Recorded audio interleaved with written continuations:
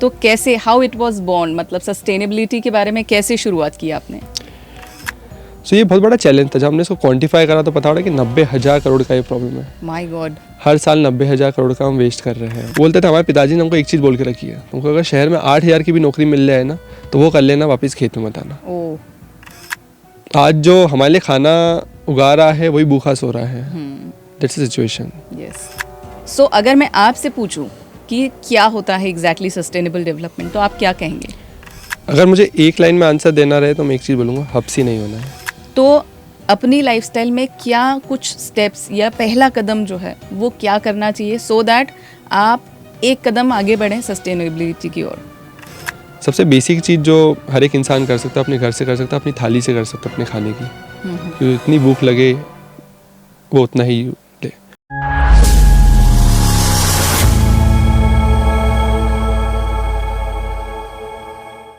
Sustainability is the biggest challenge, और आज के टाइम में सस्टेनेबल होना मतलब कि भाई साहब बहुत ज़्यादा टफ काम है, ऐसा आप सोच रहे होंगे, लेकिन ऐसा बिल्कुल भी नहीं है। क्योंकि आज खास बात में, खास तौर से आज हमारे साथ एक बहुत ही स्पेशल गेस्ट आए हुए हैं जो कि एक एंटरप्रेन्योर है, एक स्टार्टअप ओनर है, सस्टेनेबल डेवलपमेंट में काम करने वाले हैं, and above all a good human being. So आज हमारे साथ मौजूद है रहेजा सोलर फार्म्स के फाउंडर और बहुत ही अच्छे इंसान हमारे साथ जुड़े हुए हैं आज, वरुण रहेजा जी। तो सबसे पहले वेलकम कर लेते हैं। So Varun ji, welcome to radio Ipsa 91.2 FM। Thank you so much. तो कैसा लग रहा है आपको यहाँ पे? एक्साइटेड। ओके, ये हम इसलिए पूछते हैं कि लोग हमारी थोड़ी सी तारीफ कर दें। अच्छा। और हमारे बारे में 2-3 लाइनें अच्छी अच्छी बोल दें। So like I bin hearing, मैं बहुत टाइम से सुन रहा हूँ 91.2 को, स्पेशली जब से मैं लास्ट 1 साल से लंदन से आया हूँ। मेरा सबसे पहला जो रेडियो चैनल आता है वो 91.2 ही आता है। और मेरी शुरुआत होती है कि because I am quite passionate Indore के लिए भी, इंदौर के डेवलपमेंट के लिए भी और लोकल कम्युनिटी के लिए। तो जब मैं देखता हूँ इतना सारा डेवलपमेंट हो रहा है, देयर इज़ अ प्लेटफॉर्म जहाँ पर अवेयरनेस क्रिएट करी जा रही है, और एक ऐसा प्लेटफॉर्म जो कम्युनिटी के लिए बना है, कम्युनिटी की तरफ से, तो बहुत अच्छा लगता है देख के। एंड और it's good to be part of it today. Thank you so much इतनी सारी तारीफ करने के लिए। सो वरुण जी, जैसा कि आप रहेजा सोलर के डायरेक्टर हैं, फाउंडर हैं, मतलब तो कैसे, हाउ इट वाज बॉर्न, मतलब सस्टेनेबिलिटी के बारे में कैसे शुरुआत की आपने? श्योर। तो मैं शुरुआत करने से पहले मैं रहेजा सोलर के बारे में कुछ बताना चाहूँगा कि रहेजा सोलर करता क्या है, एंड फिर मैं बताऊँगा कि ये आइडिया आया कैसे। सो बेसिकली रहेजा सोलर एक ऐसी समस्या का समाधान लेके आया है जो आप सभी ने कभी ना कभी देखा होगा जी।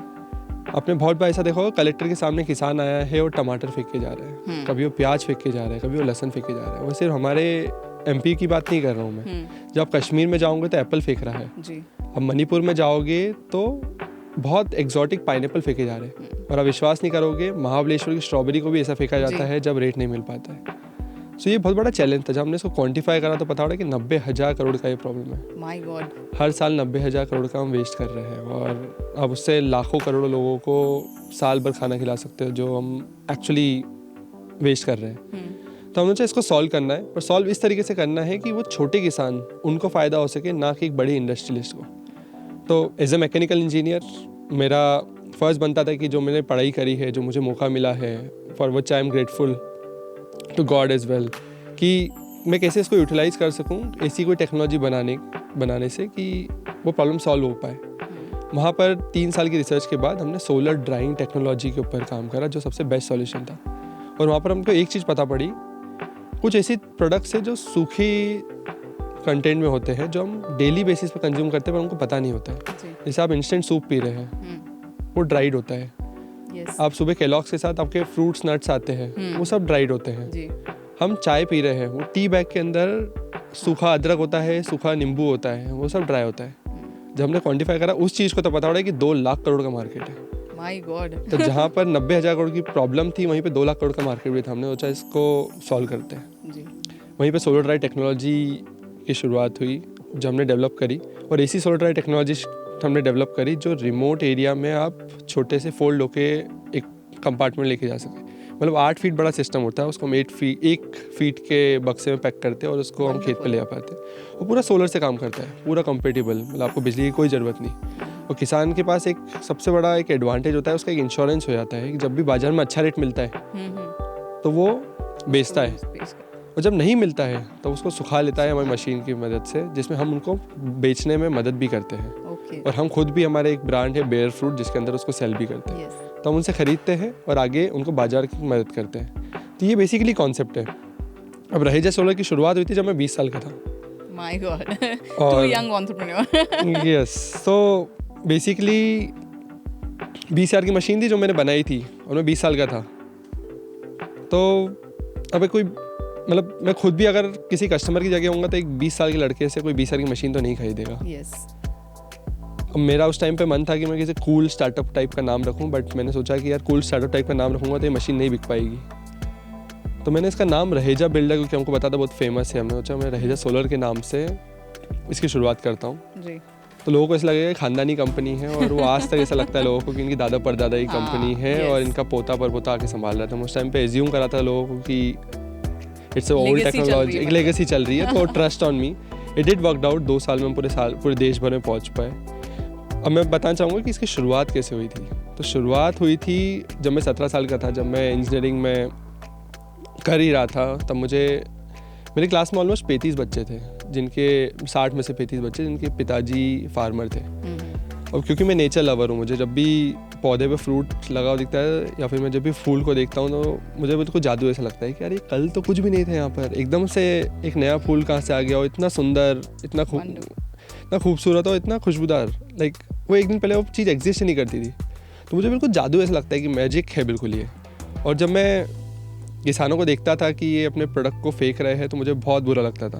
तो जब मैं अपने दोस्तों के साथ उनके खेतों पे जाता था तो मैं इनके पिताजी से पूछता था कि यार ये प्रॉब्लम है, इसको सॉल्व कैसे करें। तो बोलते थे इसका कोई सॉल्यूशन नहीं है। तो अपने दोस्तों को बोलता था कि यार हम साथ में मिलकर इस पर काम करते हैं, लेट्स सॉल्व इट। बोलते थे हमारे पिताजी ने हमको एक चीज़ बोल के रखी है, तुमको अगर शहर में 8,000 की भी नौकरी मिल जाए ना तो वो कर लेना, वापस खेत में मत आना। सो आई वॉज वेरी डिसहार्टन कि यार ऐसा क्यों हो रहा है। मेरे को बहुत दुख होता था, क्योंकि लाइक आज जो हमारे लिए खाना उगा रहा है वही भूखा सो रहा है। That's the situation. और नेक्स्ट जनरेशन नहीं आ रही है। तो मुझे डर लगता था कि 20 साल बाद 30 साल बाद क्या होगा, मेरे बच्चों का होगा। जहाँ पर सस्टेनेबल डेवलपमेंट का रोल आता है कि सस्टेनेबल डेवलपमेंट की सिंपल डेफिनेशन यही है कि how you can contribute for the next generation, how you can build a sustainable environment. तो मुझे था कि it's a duty for me. मैं कुछ स्पिरिचुअलिटी के साथ भी जुड़ा हुआ था, तो मुझे था कि लोगों के लिए कुछ करना है। एंड नेचर मुझे पसंद था, एंड आई एम सिंधी, तो मुझे हर चीज़ में पैसा दिखता है। वंडरफुल। 2030 तक हम सभी को सस्टेनेबल होना है, ऐसा मैं नहीं कह रही, ऐसा यूनाइटेड नेशन कहता है।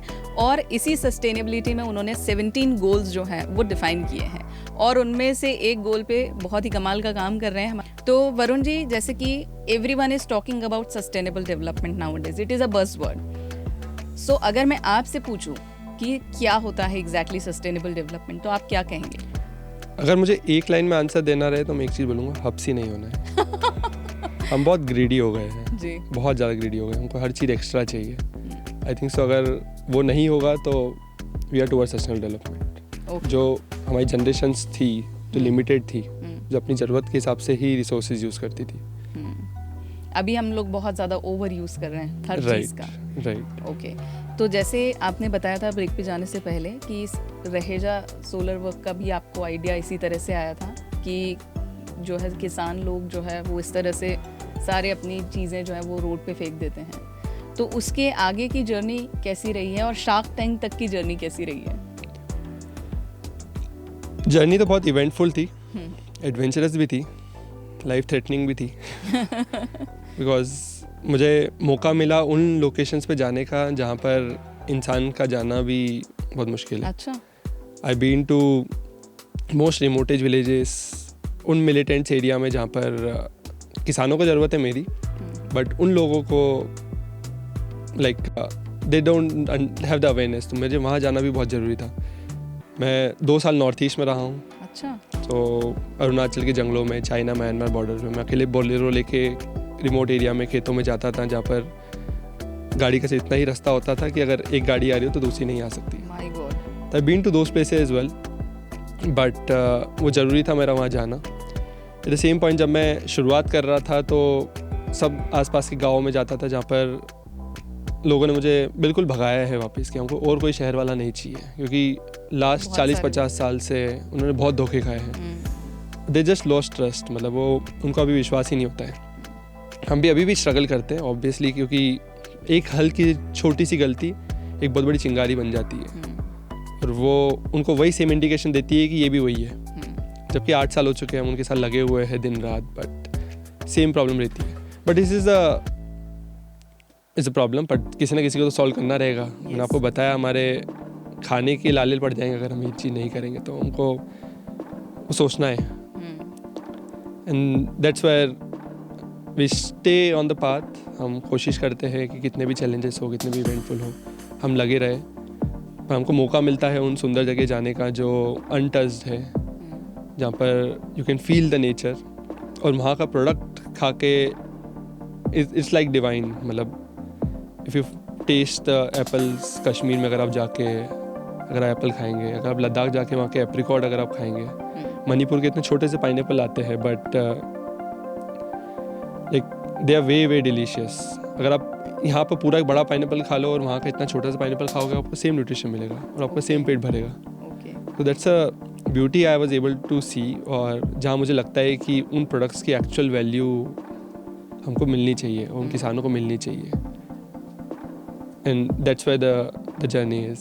ओके, सो वरुण जी, बहुत ही इंटरेस्टिंग आप जो बता रहे हैं ना, डिफाइन कर रहे हैं कि एप्पल जो है वो कश्मीर जाकर, तो पूरा एक विजुअलाइज कर पा रही हूँ मैं। एंड यू हैव आप उस जर्नी से होकर आए हैं, तो ऑफ कोर्स बहुत सारी बातें और भी जाननी है। सस्टेनेबिलिटी की ओर एक कदम बढ़ाना ही सबसे इम्पोर्टेंट टास्क रहता है। तो वरुण जी, जैसा कि बहुत सारी बातें हमने की है कि सस्टेनेबिलिटी की तरफ जाना चाहिए, या हमारे पास 20-30 साल के बाद बहुत बड़ा एक स्कैर्सिटी हो जाएगा, तो सबसे पहला सवाल ये आता है कि जो भी मेरे लिसनर्स हैं, है ना, if people do not know about, मैंने बिल्कुल नहीं पता है कि कैसे सस्टेनेबिलिटी काम करती है, तो अपनी लाइफस्टाइल में क्या कुछ स्टेप्स या पहला कदम जो है वो क्या करना चाहिए सो दैट आप एक कदम आगे बढ़ें सस्टेनेबिलिटी की ओर? लाइक शुरुआत तो घर से ही होनी चाहिए। सबसे इम्पोर्टेंट कि हम कहाँ पर रिसोर्सेज सेव कर सकते हैं, सबसे इम्पोर्टेंट, क्योंकि we have to not just think about हमें अभी की जनरेशन को, आगे की जनरेशन्स का भी सोचना है। नेचर की भी एक लिमिट होती है, हम पुश करते हैं नेचर को भी, जहाँ पर नेचुरली एक आम का पेड़ 100 फल देता था, आज हम उसको पुश करते कि 150 दे। जहाँ गाय 3 से 4 लीटर दूध देती थी, हम उसको पुश करते कि 10 से 12 लीटर दे। तो वो नेचर को हम जितना अगेंस्ट में जा रहे हैं, it is pushing us back as well. So हमको सबसे इम्पॉर्टेंट ये चीज़ समझनी रहेगी कि लिमिटेड रिसोर्सेज, क्योंकि इट इज़ आल्सो बिकॉज क्योंकि सबकी रिक्वायरमेंट भी बढ़ गई है जी। हम ज़रूरत से ज़्यादा कंज्यूम भी कर रहे हैं, ज़रूरत से ज़्यादा बिजली भी हम कंज्यूम कर रहे हैं, ज़रूरत से ज़्यादा रिसोर्सेज, प्लास्टिक, फूड, हर चीज़ हम कंज्यूम कर रहे हैं। सबसे बेसिक चीज़ जो हर एक इंसान कर सकता है, अपने घर से कर सकता है, अपनी थाली से कर सकता है अपने खाने की, क्योंकि इतनी भूख लगे वो उतना ही ले। और उसकी सबसे बेसिक शुरुआत है कि वो खाना लेते समय थोड़ा ही ले स्टार्टिंग में, and then eventually take another spoon अगर आपको लगता है कि आई वाज़ फुल। सबसे बेसिक चीज़ है। लाइट का हम कंजम्पशन बहुत कम कर सकते हैं। हमको जब पता है कॉन्शियसली कि मैं अगर रूम में हूँ और मेरे बाद कोई भी नहीं है तो मैं बंद करके जाऊँ, ये सेम चीज़ हमारे ऑफिस में भी हम करते हैं जी। And sometimes the director have to become the example. तो मैं जब भी अपने कैबिन से निकलता हूँ, मैं सबसे पहले अपनी लाइट बंद करता हूँ, इवन इफ मुझे वहाँ पर 2 मिनट बाद या 5 मिनट वापस आना है, पर मैं लाइट बंद करता हूँ क्योंकि ये एग्जाम्पल सेट हो कि बाकी लोग भी सेम चीज़ फॉलो करें। मेरा गेट हमेशा क्लोज रहता है कि मेरी अगर AC अगर मैं चल रहा है, किसी मीटिंग में बैठा हूँ, तो एनर्जी सेव हो। और हम जितना हो सके नेचुरल लाइट का यूज़ करते हैं। हमारे ऑफिस में भी like we are open, natural light को हम जितना हो सके यूटिलाइज़ करते हैं कि हमको इलेक्ट्रिसिटी की ज़्यादा ज़रूरत नहीं पड़े। सेविंग इफ़िशिएंसी वाइज अगर हम कोई भी इलेक्ट्रॉनिक्स अप्लाइंसेस खरीद रहे हैं घर के लिए, हमको शॉर्ट टर्म में तो लगता है कि ज़्यादा रेटिंग वाले महंगे पड़ेंगे, बट वो एक्चुअली 3 साल 5 साल बाद उनका इफेक्ट होता है। जो आजकल हम सोलर पैनल्स में देख रहे हैं, जहाँ पर हमको लगता था कि बहुत एक्सपेंसिव है, वहाँ पर हमको पता हो रहा है कि अगर 5 साल में भी उसका ROI आ रहा है तो 6ठे साल से मुझे फ्री में बिजली मिल रही है और अगले 20 साल तक बिजली फ्री में मिल रही है। वो बहुत बड़ा इम्पैक्ट करता है। तो थोड़ा सा लॉन्ग टर्म भी हमको सोचना पड़ेगा, तभी हम समझ पाएंगे। सोलर एक बहुत अच्छा ऑप्शन है सभी चीज़ों के लिए। सोलर इज़ द लाइक हम तो सूरज देवता को पूछते भी हैं, और सबसे बड़ा रीज़न ये है कि वो फ्री में हमको इतनी सारी चीज़ें देता है। फ्री में रोशनी दे रहा है हमको, गर्मी दे रहा है, बिजली दे रहा है। तो how we can potentially utilise it more, वो सबसे इम्पॉर्टेंट है कि जितना ज़्यादा हम उनको यूज़ कर पाएंगे। अभी तो हम बहुत कम यूटिलाइज़ कर रहे हैं, बट उनका पोटेंशियल और ज़्यादा है जी। सोलर ड्रायर में हम उनकी गर्मी यूज़ करते हैं, लाइट से बिजली बनती ही है, सो हम कोशिश करते हैं कि हर तरीके से उनको यूज़ कर सकें। ओके। क्योंकि वो फ्री एनर्जी है, वो हमें दी इसलिए गई है क्योंकि हमको नेचुरल रिसोर्सेज को लिमिटेडली यूज़ करना है। Of course. सो वरुण, ये जो थॉट प्रोसेस है वो बहुत अमेजिंग है। Thank you. मतलब इतनी कम एज में इस थॉट प्रोसेस में आना इज़ वेरी अमेजिंग। तो कुछ प्रारब्ध रहे होंगे मेरे ख्याल से जो इस बार आ रहे हैं। सो वरुण, जैसे कि you have started with sustainability की तरफ बहुत सारे प्रोजेक्ट्स, मैंने आपका लिंक्डइन प्रोफाइल भी देखा है, Right. तो बहुत सारे प्रोजेक्ट्स भी करे हैं आपने, कि सोलर डस्टबिन का भी एक प्रोजेक्ट देखा था मैंने आपका, और उसके बाद भी बहुत सारे ऐसे प्रोजेक्ट देखे हैं जो कि हर तरह से सस्टेनेबिलिटी पे काम कर रहे हैं। तो जब आपको इस पर्टिकुलर सोलर ये फूड प्रोसेसिंग वाला जो है, इस आइडिया को वाइबल बिजनेस बनाने में क्या चैलेंजेस जो है वो सबसे ज़्यादा हैं? जैसे मैंने बताया भी था, जो सबसे बड़ा चैलेंज हमारे लिए था शुरुआत में कि वो अवेयरनेस था, क्योंकि किसान उम्मीद खो चुके हैं। मतलब उनको ऐसा लगता है कि एवरीबॉडी, इवन गवर्नमेंट, बस उनसे पैसा लेना चाहती है, उनको ऐसे लेबर यूज़ करना चाहती है, they just are there for vote. तो वो ट्रस्ट को गेन करना was a challenge. At the same point हम ऐसी चीज़ लेके आना चाह रहे थे किसानों के पास जो उन्होंने आज तक नहीं करी है, जो है फूड प्रोसेसिंग। हम जब हमारी मशीन उनके पास लेके आते थे कि इसमें आप सुखाओ अपने एक्सेस प्रोडक्ट को फेंकने के बजाय, तो उन्होंने आज तक प्रोसेसिंग नहीं करी है। इसमें एक फैक्ट मैं आपको बताना चाहूँगा कि इंडिया सिर्फ 3% अपने टोटल प्रोडक्शन का प्रोसेस करता है। Oh my God. मतलब अगर मैं 1 लाख टन अगर सामान उगाता हूँ तो सिर्फ 3000 किलो ही मैं प्रोसेस करता हूँ, बाकी 97,000 को मैं फ्रेश में बेचने की कोशिश करता हूँ। ओके। वहीं पे अगर मैं कंपेयर करूँ दूसरी डेवलपिंग नेशन जैसे Vietnam, Malaysia, Philippines, even Brazil, Mexico, ये सब कंट्रीज़ मिनिमम 40% प्रोसेस करते हैं। तो जहाँ पर इनका किसान एक्सेस प्रोडक्ट होने के बाद प्रोसेसिंग फैक्ट्रीज पे लेके जाता है, हमारे किसान कलेक्टर में लेके आते हैं और वहाँ फेंक देते हैं। और उनको फेंकना पड़ता है क्योंकि उनका ऑप्शन नहीं है, दे डोंट हैव बैकअप। तो सोलर ड्राइंग ऐसी टेक्नोलॉजी जो खेत पे ही लग के उनको एक्सेस प्रोडक्ट को प्रोसेस करती है। सो वो अवेयरनेस क्रिएट करना है कि फ्रेश में तो आप बेच रहे हो पर फ्रेश कंसिस्टेंट नहीं रहेगा। इसमें lockdown was a game changer, क्योंकि उन्होंने वर्स्ट केस सिचुएशन दिखाया किसान को कि यार कुछ नहीं में कुछ तो अच्छा। वहाँ पर सोलर ड्राई एक बहुत बड़ा वरदान निकल के आया कि यार जब कुछ नहीं था हमारे पास, हमने सोलर ड्रायर में एटलीस्ट टमाटर को सुखा के उसका पाउडर बना के चीज़ों को हमने आगे बेच पाए, जिसमें बहुत सारी सक्सेस स्टोरी बन के आई। एक देवास के ही और धार के किसान थे जिनके टमाटर थे बहुत सारे। अब लॉकडाउन उन्होंने सब सुखाए और जैसे लॉकडाउन खत्म हुआ डिमांड एकदम से बढ़ी, क्योंकि सबको बाहर कंज्यूम करना है, सबको एक्सेस रिसोर्सेज चाहिए क्योंकि 2 महीने से वो लिमिटेड थे। तो टमाटर का पाउडर बन के उन्होंने बेचा। ओके। सेम सिचुएशन अभी आपने 2 महीने पहले देखी होगी, टमाटर का रेट पूरे देश भर में 2 रुपये था। तो उन 2 रुपये के टमाटर का कैसे हम प्रोसेसिंग कर सके and then we can create value added product, वो एक बहुत बड़ा चैलेंज अवेयरनेस के अराउंड है कि किसानों को आप कैसे अवेयर कर पा रहे हैं। पर अवेयर करने के बाद आपको ट्रेनिंग भी देनी है क्योंकि उन्होंने आज तक नहीं करा है। यस, वो बिगेस्ट चैलेंज है मेरे ख्याल से। राइट। तो हमने हमारे खुद के SOPs बिल्ड करे। 2018 में शुरुआत तो हुई कंपनी की, पर 2020 तक हम खुद ही ट्रेन हो रहे थे। अच्छा। क्योंकि मशीन तो लगी है पर किसानों को ट्रेन भी तो करना है।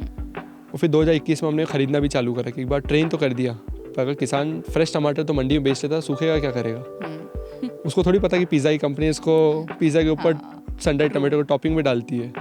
तो हमने उनसे खरीद के वो पिज़्ज़ा की कंपनी तक जाने एक रास्ता बना दिया मतलब। एग्जैक्टली। तो हमने पूरा इकोसिस्टम बिल्ड करा है कि कोई भी हमारे साथ जुड़ना चाहे तो सोलर ड्रायर के साथ उसको ट्रेनिंग भी मिले और मार्केट लिंकेज भी मिले, एंड टू एंड हम पूरा सपोर्ट दे सके। So that was one of the challenge. Training एक बहुत बड़ा चैलेंज था। मार्केट लिंकेज, अब मार्केट लिंकेज में भी इशू ये है कि सनड्राइड टमाटो हम इतने लेवल पे कंज्यूम नहीं करते। एक्सपोर्ट एक बहुत बड़ा मार्केट है और आप एक्सपोर्ट में जाओगे तो आपको वॉल्यूम, सर्टिफिकेशन, बहुत सारी चीज़ें लगती है, बहुत ज़्यादा पैसा लगता है और आप एक साथ रिस्क लेके नहीं जा सकते। तो आपको इवेंचुअली ही ग्रो करना रहेगा। तो किसानों के साथ भी आप एक साथ एक मशीन से चालू करोगे, देन हम 10 पे जाओगे, देन 100 पे जाओगे। सेम चीज़ हमारे साथ मार्केट में भी थी। मार्केट में भी अगर आप एक किसी क्लाइंट को पकड़ रहे हो, देन उसकी सक्सेस स्टोरी को आप अगले साल 10 लोगों तक पहुंचा रहे हो, फिर 10 लोगों की सक्सेस स्टोरी 100 लोगों तक पहुंचा रहे हो, तो उसका समय लगता है। और जब समय लगता है तो आप पेशेंस लूज़ करते हो। और टीम पैशन लूज़ करती है, तो टीम को हैंडल करना, एक मोटिवेशन ब्रिंग करना, आपके इन्वेस्टर्स जो है, बैंक है जो आपके सपोर्ट करते हैं, उनको भी कन्विंस रखना कि 6 साल तक कि नहीं, हमारा टाइम आने वाला है।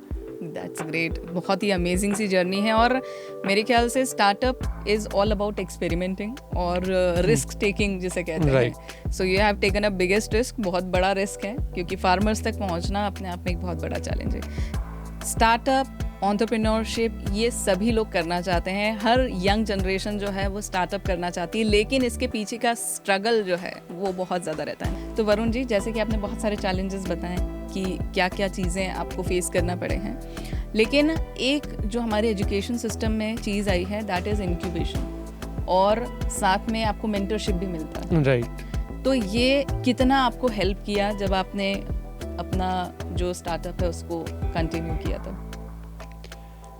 जो सबसे इम्पॉर्टेंट एक स्टार्टअप कल्चर और स्टार्टअप इकोसिस्टम का सबसे स्ट्रॉन्ग पॉइंट जो है ना, और स्पेशली हमारे देश में, वो कल्चर बहुत स्ट्रॉन्ग है, जो सपोर्टिव कल्चर है। मतलब लोग एक दूसरे के साथ जुड़ के पैशनेटली काम करते हैं। और सबसे इम्पॉर्टेंट ये है क्योंकि सब एक ही मिशन के ऊपर, एक ही पैशन के साथ काम करने, कि देश को आगे लेके जाना है, यहाँ की छोटी छोटी प्रॉब्लम्स को सॉल्व करना है। और हर किसी का सपना होता है कि कुछ 3-4 आइडियाज़ के ऊपर काम करना है, पर हर कोई उस पर काम नहीं कर पाता। पर जब कोई यंगस्टर किसी को दिखता है या फिर कोई बिजनेस सेम आइडिया को फॉलो कर रहा होता है, तो सबकी इच्छा होती है कि मैं नहीं कर पाया बट इनको तो मैं सपोर्ट करूँ। And that's a big ecosystem जो इंडिया में बना हुआ है। इसमें like we are very blessed कि हमको हर पॉइंट ऑफ टाइम पे मेंटर्स मिल पाए। हम उन इंक्यूबेटर्स के साथ जुड़े हुए जो हमारे साथ पैशनेट थे किसानों के लिए काम करने के लिए, पैसे के लिए नहीं। अच्छा। उन इन्वेस्टर्स के साथ जुड़ पाए जिन्होंने हम पे हमारी कंपनी में इन्वेस्ट करा, not for the return but for the impact. अब मानेंगे नहीं, ये इन्वेस्टर्स हमसे इम्पैक्ट नंबर मांगते हैं। अच्छा। कि आपने इस साल कितने किसानों को और ऐड करा अपने इकोसिस्टम के अंदर, कितने किसानों को और हेल्प कर पाए, कितना वेस्टेज आप कम कर पाए।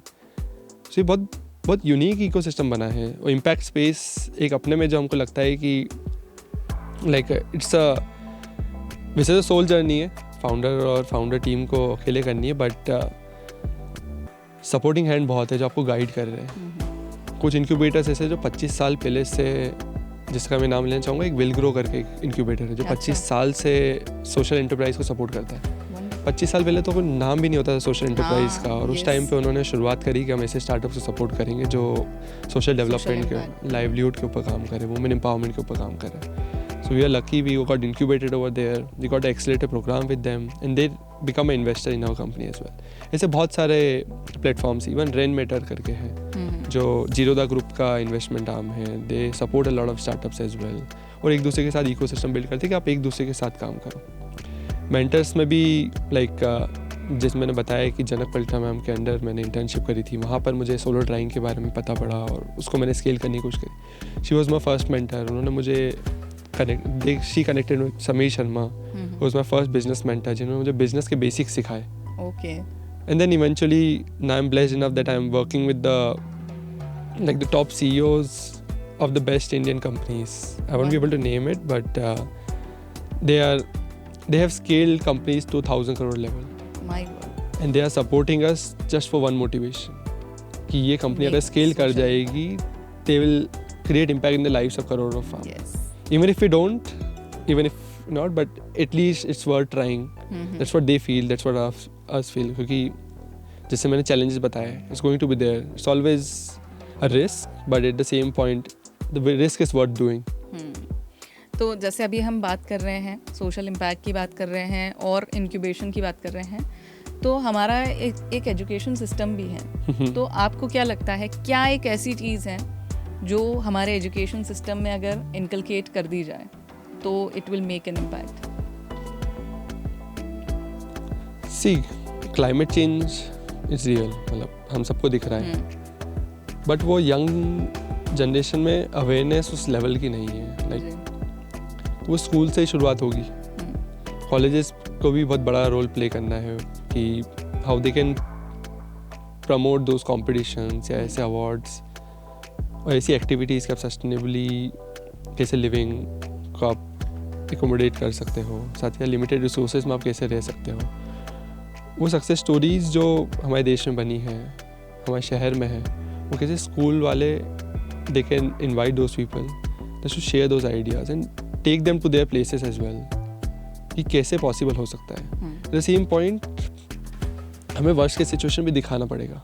ओके, लिटरली हमको वर्स्ट के सिचुएशन दिखाना पड़ेगा, अदरवाइज क्योंकि as a human being we work on a fear. मतलब हमको डर लगता है तो हम ज़्यादा एफर्ट करते हैं। सो डर भी भय बहुत बिना जरूरी प्रीत न होए। एग्जैक्टली। बिल्कुल सही है। सो वो डर भी बहुत ज़रूरी है। मतलब लाइक अगर एक पूल है जिसके अंदर प्लास्टिक की पन्नियाँ पड़ी हुई है, रैपर्स पड़े हुए हैं, और एक पूल है जिसमें कोई बिल्कुल क्लीन है, इफ़ कोई भी स्कूल का बच्चा होगा उसको बोला जाएगा इन दोनों में से क्या चूज़ करना है, तो दे विल ऑलवेज चूज जो क्लीन पूल है, not the dirty plastic one. वाला। But at the end, we are creating the plastic one. Yes, So वो सच जब तक सामने नहीं आएगा, जब तक हमको डर नहीं मिलेगा कि यार if you are going to your vacation, instead of enjoying in the ocean, you ended up having a plastic wrapper coming on your hand. आपको लग रहा है कुछ। So वो डर भी बहुत ज़रूरी है, वो हमको बताना बहुत ज़रूरी है, क्योंकि अदरवाइज जब तक हम वो डर महसूस नहीं करेंगे हम उसके ऊपर काम नहीं कर पाएंगे। सो वो एक, and I am not saying on a negative level, it's something which positive, उसमें पॉजिटिव इम्पैक्ट डालें। डर का मतलब राइट। तो मेरे ख्याल से अवेयरनेस इज द बिगेस्ट की, मुझे ऐसा लगता है वरुण कि वो सबसे ज़्यादा काम करेगी, राइट, है ना। लेकिन वरुण, मुझे ऐसा लगता है कि बहुत सारे लोगों के मन में ये रहता है डाउट कि जब हम सस्टेनेबिलिटी की ओर जाते हैं तो वो बहुत ज़्यादा कॉस्टली होता है, या फिर ये हो सकता है कि वो प्रैक्टिकली पॉसिबल नहीं। जैसे मैं आपको एक एग्जांपल बताती हूँ कि अभी भी प्लास्टिक की पॉलीथीन का कंजम्पशन उतना ही है।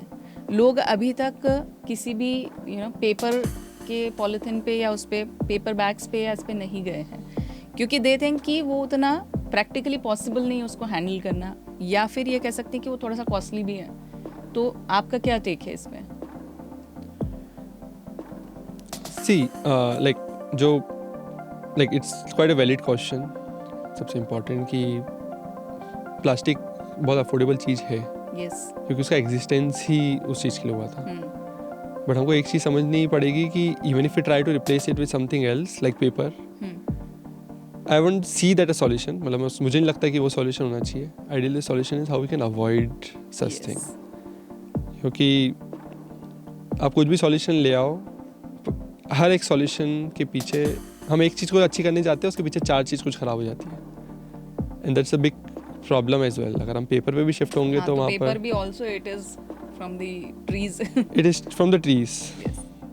आजकल रिसाइकल पेपर भी बहुत चालू है। We are also doing a project जहाँ पर हम बनाना के पेड़ से भी पेपर के ऊपर काम कर रहे हैं। अच्छा। कि क्योंकि बनाना के पेड़ भी एक बार काटने के बाद फेंक देना पड़ता है, we can so alternative solutions भी अवेलेबल, पर एट द सेम पॉइंट वो भी कुछ रिसोर्सेज लेके ही, लाइक हर चीज़ उगती है तो नेचर के बहुत रिसोर्सेज लगते हैं, पानी लगता है, सॉइल लगती है, but at the same point अगर हम देखें कि हम उसको अवॉइड कैसे कर सके, वो सबसे पहली प्रायोरिटी होनी चाहिए कि हम मिनिमाइज करें। हाँ, नहीं यूज़ करें, ज़्यादा बेटर रहेगा इंस्टेड ऑफ।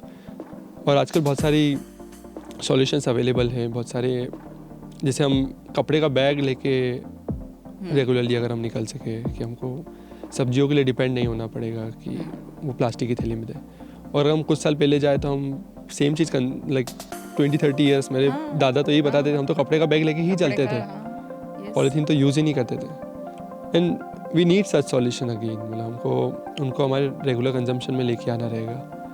जो हमारी मेंटर है जनक मैम, वो बताती है कि like she made it part of her lifestyle as well, कि वो जब भी कहीं निकलती है तो ग्लास, हैंकरचिफ, स्पून, ये सब लेके निकलते हैं। पर हमारे जैसे हम भी याद भी करते हैं, हमारे जो फोर फादर्स वगैरह थे वो हमेशा वो कुछ चीज़ें लेकर ही जाते थे। एग्जैक्टली। और मुझे लगता है कि ये रुमाल जो इतना बेसिक सा सॉल्यूशन है, मतलब आप बिलीव नहीं करेंगे, अगर इंसान यूज़ करने लग जाए तो 27,000 पेड़ हर दिन कटने से बचेंगे, सिर्फ हैंकरचिफ यूज़ करना है। 27,000 पेड़, और ये बहुत बेसिक सी चीज़ है। हम इतने टिश्यू कंज्यूम करते हैं आफ्टर लाइक गोइंग वॉशरूम और रेस्टोरेंट, तो सेंसलेस है। मतलब लाइक हम तो लाइक इसके 2-3 एडवांटेज है। मतलब ऑब्वियसली कि हम पैसे बचाएंगे, पेड़ बचाएंगे, पानी भी बचेगा। आजकल तो इलेक्ट्रिक डिहाइड्रेटर भी आ गए कि आप पानी स्प्लैश कर दे, मतलब हवा स्प्लैश करके आपके हाथ को सुखा देगा। तो लाइक उसके भी इको वर्जन आए गए। मैं अभी रिसेंटली लंदन में था तो वहाँ पर उसके भी इको वर्जन आए कि जो कम इलेक्ट्रिसिटी यूज़ करते हैं। मतलब यूज़ ही क्यों करना है एट द एंड। तो एक हैंकरचीफ से पोंछ भी सकते हैं। सो अवॉइड करना इज द बेस्ट सॉल्यूशन। मतलब ना हमको रिड्यूस लगेगा, ना रिसाइकल लगेगा, ना reuse. Like all the three R won't be useful अगर हम अवॉइड कर देंगे। यस। तो जैसे अगर हम मिनिमलिस्टिक की तरफ जाएं अगर, या लेस यूज वाला जो आप बता रहे हैं, राइट, तो उसमें क्या क्या चीज़ें कर सकते हैं? और ऑप्शन में अगर हम देखें तो जैसे मैंने 2-3 एग्जांपल जो बताए कि हम सब्जी लेने जा रहे हैं या मार्केट जा रहे हैं तो हम अपना थैला साथ में लेके जाएं। Handkerchief is the big solution. Bottle हम अपनी साथ में लेके जाएं। हमारे घर से ही हम पानी लेके जाएं। पानी की we know how the challenges are. और बॉटल तो बहुत बड़ा उसमें एक प्रॉब्लम है। एक शॉपिंग पे भी बहुत बड़ा इट्स अ बिग फैक्टर। हम बहुत ज़्यादा सेंसलेस शॉपिंग कर रहे हैं। वी हैव रिसोर्सेस बट हम उसको पोटेंशियली यूटिलाइज नहीं कर पा रहे। एट द सेम पॉइंट हम बहुत सारी ऐसी चीज़ें हैं जैसे हम खाने के ऊपर, हम अगर सस्टेनेबल फूड के ऊपर फोकस करें, लोकल प्रोडक्ट्स के ऊपर, लोकल नमकीन के ऊपर हम ज़्यादा ट्रांजिशन करें। हम इंदौर वाले हैं, क्यों हम बाहर के चिप्स खाए, बाहर के वेफर्स खाए, बाहर के कुकीज़ खाए? हमारे खुद के नमकीन बहुत अच्छे हैं, मटरी है, हमारे लोकल डिशेस बहुत स्ट्रॉन्ग हैं। इवन मिलेट्स के ऊपर शिफ्ट करना बहुत बड़ा इम्पैक्ट है क्योंकि नेचुरली ग्रोन होते हैं। हिंदुस्तान में ऐसी चीज़ें जो नेचुरली, अभी जामुन आने वाले हैं, नेचुरली ग्रोन फ्रूट है, उसको उगाना नहीं पड़ता, वो जंगल में अपने आप उगते हैं। How we can start switching. मतलब अब जामफल देखो, 2 टाइप के जामफल आते हैं, एक मीठे आते हैं और एक आजकल बाहर के थाई जामफल आते हैं जो जिसमें कोई फ्लेवर नहीं होता, टेस्ट नहीं रहता है। But we still switch to them क्योंकि वो बड़े होते हैं। पर मैं एक और एग्जांपल देना चाहूँगा। जब मैं नॉर्थ ईस्ट में था तब मैं इतना सा खाना खाता था, बहुत छोटी सी प्लेट में खाना खाता था, उसमें मेरा पेट भर जाता था। मैं जैसे ही इंदौर आता था मैं बड़ी प्लेट में खाना खाता था, फिर मैं फुल होता था क्योंकि न्यूट्रिशन डेंसिटी थी। तो हमको लगता है कि सस्टेनेबल फूड एक्सपेंसिव है बट वो न्यूट्रिशन डेंस भी है। आपको सेम प्राइस में अगर आप पोर्शन मिल जाएगा वहाँ पर आपको सेम प्राइस में ज़्यादा क्वांटिटी मिलेगा, बट यहाँ पर सेम प्राइस में आपको कम क्वांटिटी मिलेगा, पर कम क्वांटिटी आपको फुल जल्दी कर देगा। मतलब उतना ही खाना, उतना ही पेट, आपको हर चीज़ उतने में ही भरेगी। ओके। तो वरुण, बहुत सारी बातें हमने जानी हैं आपसे कि किस तरीके से आपने चैलेंजेस फेस किए हैं, क्या चीज़ें हम लोग लाइफस्टाइल में चेंज कर सकते हैं। लेकिन जब हम बात करते हैं कि सस्टेनेबिलिटी एक कंपाइल एफर्ट है, सभी लोगों को एक साथ एफर्ट करना पड़ेगा तब हम सस्टेनेबल हो पाएंगे। तो उसके लिए ऑफ कोर्स हमें कोई पॉलिसी जो है वो लाना चाहिए। तो अगर आपसे पूछा जाए बीइंग अ सोशल एंटरप्रेन्योर कि एक ऐसी पॉलिसी जो नेशनल लेवल पे अप्लाई होना चाहिए, तो वो क्या होनी चाहिए? मेरे हिसाब से सबसे इम्पोर्टेंट जो पॉलिसी है हमारे पास हमारे घर पे ही है और हमारे इंदौर शहर में है। जो क्योंकि मैं हर हफ्ते किसी दूसरे शहर में ट्रैवल करता हूँ, चाहे वो इंडिया हो चाहे आउटसाइड इंडिया हो। मैंने बहुत सिटीज़ और कंट्रीज़ में ट्रैवल करा है जहाँ पर मैंने एक चीज़ ऑब्जर्व करी है जो इंदौर जैसा एग्जांपल कहीं नहीं है।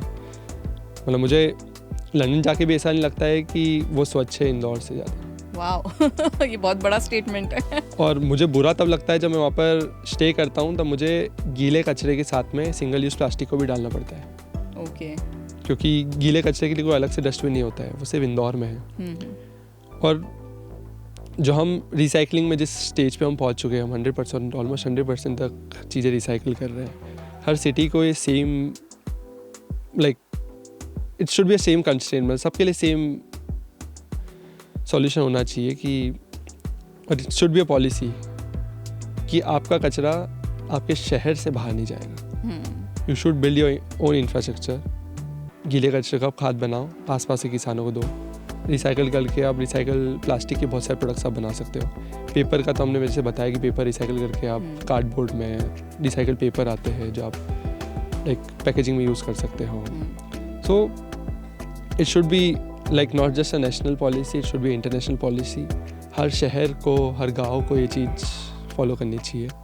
And this is the minimum thing I would say. मतलब ये तो बहुत कम से कम चीज़, इतना तो हमको करना ही चाहिए कि हम बाहर से रिसोर्सेज तो ला रहे हैं बट यहाँ से बाहर कुछ नहीं जाना, हमारा कचरा हम खुद संभाल रहे हैं जी। और इसमें इंदौर ने सबसे इम्पोर्टेंट होटल इंडस्ट्री के साथ भी ये चीज़ करी कि होटल का भी कचरा बाहर नहीं आता, वो खुद प्रोसेस करते हैं। तो हर एक शुरुआत बड़े लेवल से जो अगर मैंने 80 to 90% वेस्ट जहाँ से आ रहा है उसको भी मैंने सॉल्व कर दिया, तो 10% को इवेंचुअली मैं आराम से सॉल्व कर सकता हूँ। तो दे स्टार्टेड प्रोसेसिंग जो जहाँ पर मास वेस्ट नहीं कर रहा था, एंड देन इवेंचुअली वो दे करके शिफ्ट हुआ। अब तो घर पे है, वो कहीं और नहीं है। तो I think so Indore should be the best example for every other city in the world कि इसको कैसे रेप्लिकेट कर सकते हैं। That's wonderful. खैर इंदौर तो है ही नंबर 1, अभी 8वीं बार भी आ जाएगा। एनीवेज, तो बहुत अच्छा लगा वरुण आपसे बात करके। लास्ट में मैं ये पूछना चाहूँगी कि जो हमारे बडिंग एंटरप्रेन्योर हैं या सोशल एंटरप्रेन्योर हैं, उनके लिए आपका क्या सजेशन है, क्या मैसेज है? ये क्वेश्चन बहुत कॉमन है जो लाइक यूजुअली एंटरप्रेन्योर्स के साथ पूछा जाता है, बट इसका कोई सीधा आंसर नहीं है, मतलब बट मैं अपने लेवल पे मेरा आंसर दे पाऊँगा। जो प्रिंसिपल्स है वो बहुत स्ट्रांग होने चाहिए एज ए एंटरप्रेन्योर और एज ए सोशल एंटरप्रेन्योर। मैं 3 P's को फॉलो करता हूँ मेरी लाइफ में, जिसमें पेशेंस, पैशन और परसिवरेंस है। सबसे इम्पॉर्टेंट पैशन है कि जो मैं काम कर रहा हूँ वो मुझे पसंद है। मुझे खुशी होती है एट द एंड अगर मैं थोड़ा सा भी इम्पैक्ट कर पाता हूँ। तो अगर मैं एक किसान को भी इम्पैक्ट कर पा रहा हूँ तो मुझे उसकी खुशी है। मुझे 1000 लाख करोड़ों तो एक सपना है, मतलब अगर मैं एक को भी कर पाता हूँ तो वो पैशन मेरा फुलफिल होता है। सो वो एक खुशी होती है, एक बेंचमार्क होता है मेरे लिए कि मैंने एक से स्टार्ट करा। अगर वो पैसे के लिए होता तो might be my ambition would be 1 lakh 10 lakh मशीनें बेचना, but that's not my passion. तो पैशन बहुत इंपॉर्टेंट है। आप कुछ भी चीज़ शुरुआत कर रहे हो तो पैशन के साथ, मतलब that should be the motivation. Second चीज़ इज़ परसिवरेंस, मतलब एफर्ट आपको बहुत मारने रहेंगे, मतलब it's not going to be easy journey. And हमें पूर्वज जी बोल के गए हैं, जल के ही सीखता है। मतलब एक बार गलती करोगे तो ही सीख पाओगे, मतलब वो हर कोई अपनी गलती करता है। जैसे इंक्यूबेटर्स मेंटर्स होते हैं, वो आपको बहुत सी चीज़ अवॉइड करवाते हैं कि आप फास्ट जर्नी कर सको, कि आप इनिशियल जो उन्होंने गलतियाँ करी वो आप नहीं करो। बट सेम पॉइंट आपको भी कहीं ना कहीं अपनी गलतियाँ करनी रहेगी, क्योंकि सबकी अपनी अपनी शुरुआत होती है। हर बार ऐसा नहीं होता कि आपने मेंटर या किसी ने बोल दिया था आप आँख बंद करके फॉलो करते हो, अपने हिसाब से भी चलते हो। तो वहाँ पर डिफ़िकल्टीज़ बहुत आती है। बहुत सारा मेरे साथ भी बहुत बार ऐसे मोमेंट आए जब मैंने बोल दिया कि अब कल से नहीं हो पाएगा, मतलब कल से मैं ऑफिस नहीं जा पाऊँगा या फिर मुझे बंद करना है। बट इवेंचुअली मुझे लगता है इससे अच्छा मैं कर ही क्या सकता हूँ, इससे बेटर मेरे पास है क्या। तो वहाँ पैशन भी बहुत हेल्प करता है, but hard work is going to be the key. मतलब अब बिना हार्ड वर्क के वो पॉसिबल नहीं है। मतलब मैं रात को मेरे UK क्लाइंट से मिल रहा हूँ और सुबह मेरा इंडोनेशिया का जो क्लाइंट है मैं उससे मीटिंग करके आ रहा हूँ। तो I was able to sleep for 4 hours, but at the end I was comfortable enough, क्योंकि मुझे वो पसंद है कि मैं वीकेंड पे सो के रिकवर कर लूँगा मेरी नींद को। और थर्ड सबसे इम्पॉर्टेंट पेशेंस। बहुत टाइम लगता है, मतलब हमको लगता है कि 2 साल 3 साल में हमको हर साल ऐसा लगता है, मैं तो ऐसा बोलूँगा यार अब तो सेटल है, फिर कुछ होता है, फिर अगले साल फिर लगता है कि कुछ होने वाला है, फिर अब सेटल है, फिर कुछ ना कुछ है। तो every year is new journey, क्योंकि हमारा एम्बिशन भी छोटे नहीं है। हम भी चाहते हैं कि करोड़ों के स्थान तक पहुँचना है। एक में खुशी तो मिलती नहीं है। तो पेशेंस हमको भी नहीं है, और वो पेशेंस रखना भी बहुत ज़रूरी है। अदरवाइज जितना आप जल्दी आओगे उतना बड़ा भी जलने के चांसेस होते हैं, रिस्क भी बहुत बड़ा होता है। और हमारे साथ सबसे बड़ा रिस्क था कि मैं अकेले के परिवार के लिए, मेरे पीछे लाखों किसान हैं जिनके परिवार को मैं संभाल रहा हूँ। तो मेरी एक गलती उनके लिए भी इट वुड बी डिजास्टर। तो मुझे बहुत स्लो कदम रखना पड़ता है, बहुत कॉन्शियस कदम रखने पड़ते हैं, और जितने भी एफर्ट्स हम करते हैं वो ये सोचते हुए करते हैं। तो आई फील ये 3 P's which I follow it's like अ की फॉर मी, और इट्स क्वाइट इम्पॉर्टेंट। मतलब हमको ये तीनों को फॉलो करते हुए आगे बढ़े। बट और बहुत सारे एग्जाम्पल्स है, बट सबसे इम्पॉर्टेंट मुझे ये 3 लगते हैं। At the same point time तो लगेगा ही, but we should enjoy the process as well. Okay Varun, ऐसा लग रहा है आप बोलते रहें और हम लोग सुनते रहें, बिकॉज इतनी कम उम्र में भी इतना एक्सपीरियंस, और ये जो एक्सपीरियंस से जो चीज़ें आती है वो मेरे ख्याल से बहुत प्रैक्टिकल होती है। So thank you so much Varun, बहुत अच्छा लग रहा है, और भी बातें करने का मन कर रहा है, लेकिन टाइम एक फ्रेम है। So thank you so much for sparing your wonderful time here. आपकी एक्सपीरियंसेस सुन के मेरे ख्याल से जितने भी बडिंग एंटरप्रेन्योर हमें सुन रहे हैं उनको कहीं ना कहीं हेल्प मिलेगा, और वो कहीं ना कहीं अपनी सोशल रिस्पॉन्सिबिलिटी भी समझेंगे और सस्टेनेबिलिटी की ओर एक और कदम उठाएंगे। So thank you so much. Thank you so much for having me. Thank you. तो ये है हमारे साथ वरुण रहेजा जी, और भी बहुत सारी बातें इस तरह की लेकर आती रहूँगी। तब तक के लिए आपको क्या करना है, बहुत ही सिंपल सा काम है, आपको ट्यून करके रखना है रेडियो इप्सा 91.2 FM और सुनना है मुझे यानी कि वानी को ऑन द शो खास बात।